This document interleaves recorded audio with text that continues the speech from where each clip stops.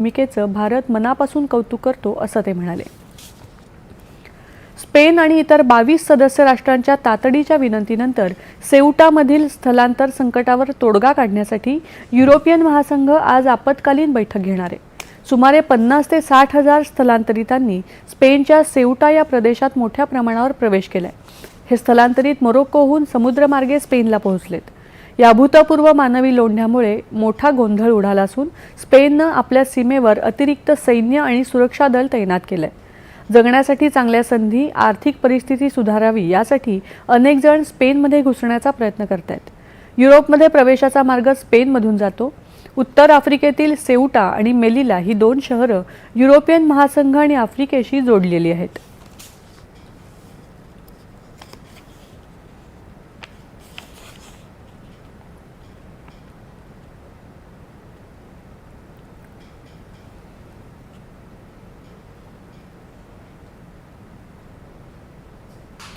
भविष्यात येणाऱ्या संरक्षण विषयक आव्हानांचा आधीच अंदाज घेणं